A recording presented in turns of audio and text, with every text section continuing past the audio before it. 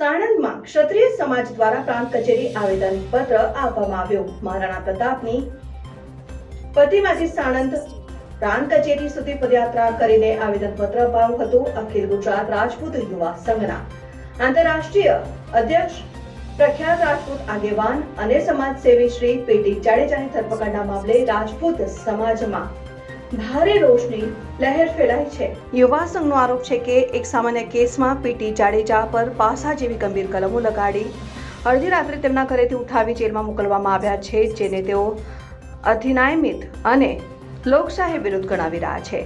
યુવા સંઘના નેતાઓએ જણાવ્યું કે પીટી જાડેજા સતત રાજપૂત સમાજ અને અન્ય પીડિત વર્ગોની સેવા કરતા આવ્યા છે અને તેમની ઉંમર 64 વર્ષની હોવાથી તેમને પાસામાં ધરપકડ કરી શકાતી નથી। તેઓ કોર્ટનો સ્પષ્ટ આદેશ છે। તેઓ પર મુકાયેલા આરોપો બનાવટી હોવાનો સંગઠનનો આરોપ છે। અખિલ ગુજરાત રાજપૂત યુવા સંઘે પીટી જાડેજાની તાત્કાલિક મુક્તિની માંગ કરી છે। તેમજ જણાવ્યું છે કે જો તેમને નહીં છોડવામાં આવે તો રાજપૂત સમાજ વિસ્તૃત આંદોલનની ચીમકી ઉચ્ચારી રહ્યો છે।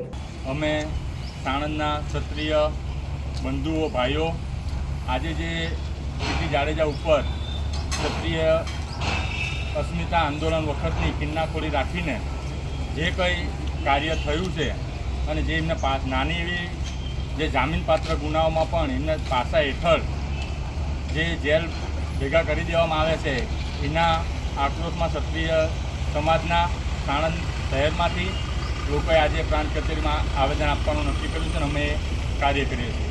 જય ભવાની, જય માતાજી। પીટી જાડેજાને ન્યાય આપો, ન્યાય આપો, ન્યાય આપો, જાડેજાને ન્યાય આપો, ન્યાય આપો, ન્યાય આપો, પીટી જાડેજાને ન્યાય આપો, ન્યાય આપો, ન્યાય આપો, ક્ષત્રિય સમાજને ન્યાય આપો, ન્યાય આપો, ન્યાય આપો, ક્ષત્રિય સમાજને ન્યાય આપો, ન્યાય આપો, ન્યાય આપો, ક્ષત્રિય સમાજને ન્યાય આપો, ન્યાય આપો, ન્યાય આપો, રાજપૂતોને ન્યાય